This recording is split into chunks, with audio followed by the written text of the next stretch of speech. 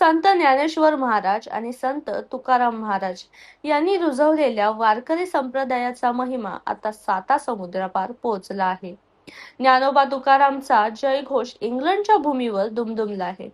महाराष्ट्राच्या संस्कृतीचे आणि विठ्ठल भक्तीचे प्रतीक असलेली आषाढी वारी यंदा जागतिक स्वरूपात साकारली आहे. लंडनहून सुरू झालेली ऐतिहासिक ग्लोबल वारी सध्या पंढरपूरच्या दिशेने मार्गक्रमण करत असून वारकरी परंपरा, संत विचार आणि भारतीय संस्कृतीचा संदेश जगभर पोहोचवण्याच्या उद्देशाने आयोजित करण्यात आलेला हा उपक्रम वारकरी संप्रदायाच्या इतिहासातील एक मैलाचा दगड ठरत आहे. लंडनमधील रॉयल विन्स्टन रेसकोर्स परिसरातून या वारीला अतिशय उत्साहपूर्ण वातावरण प्रारंभ झाला. श्री क्षेत्र भगवानगडाचे मठाधिपती महंत ज्ञानाचार्य डॉक्टर नामदेव शास्त्री महाजन यांच्या हस्ते श्री विठ्ठलाच्या पादुकांचे पूजन करून वारीचे विधिवत प्रस्थान करण्यात आले.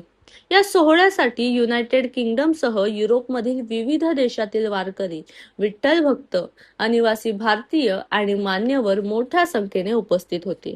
गतवर्षी डॉक्टर खेडकर यांनी पंढरपूर येथून श्री विठ्ठलाच्या पादुका घेऊन 22 देशांमधून तब्बल 18,000 किलोमीटरचा कारने प्रवास केला होता.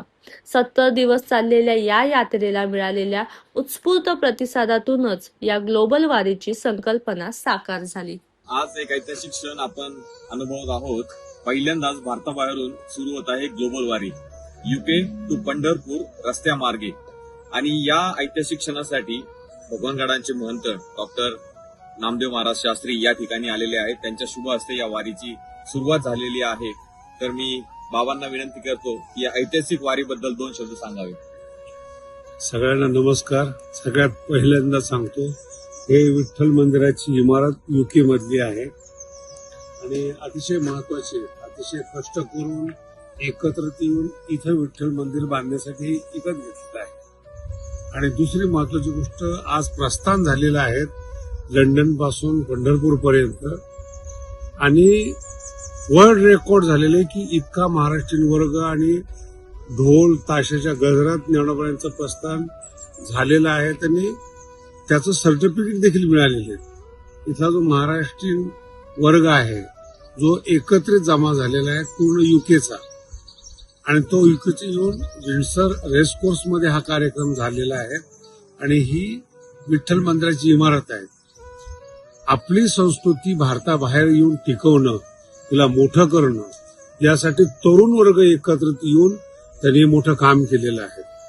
त्याच्यामध्ये अग्रभागी आहेत अनिलजी खेडकर आणि त्यांचं ट्रस्ट विठ्ठल रुक्मिणी, श्री विठ्ठल रुक्मिणी प्रतिष्ठान हे या नावाने बुक आहेत. या नावाने UK मध्ये ट्रस्ट रजिस्टर आहेत. ज्यांना कोणाला असं वाटतं विठ्ठल भक्तांना की आम्ही मदत करावी, यावं, या ग्लोबल वारीला शुभेच्छा द्या आणि जेवढं सहकार्य होईल तेवढं करा. ज्ञानेश्वर महाराज. इतिहासामध्ये पहिल्यांदाच UK मध्ये होत आहे भव्य दिव्य वाद्य महोत्सव. जेव्हा आपण ही संकल्पना केली तेव्हा अपेक्षा होती की साधारणतः 100 ते 150 वादक एकत्र येऊन UKच्या धर्तीवरती आपल्या महाराष्ट्राच्या संस्कृतीचा जल्लोष एकत्रितपणे करतील.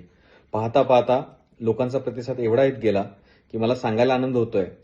250 पेक्षा अधिक, 109 ढोल, 45 ताशा, 70हून अधिक झांज असे एकत्र वाजणार आहेत. आणि हे पाहण्यासाठी 3000हून अधिक ऑडियन्स येत आहे रॉयल विंडसर रेसकोर्सला. तर मला विठ्ठल रुक्मिणी मंदिर UK यांच्या वतीने आपणा सर्वांचे, वादक, व्हॉलंटियर्स, ऑडियन्स, स्पॉन्सर्स या सर्वांचे आभार मानायचे की तुम्ही दिलेल्या उदंड प्रतिसादामुळे आपला हा वाद्य महोत्सव सोल्ड आउट झालेला आहे.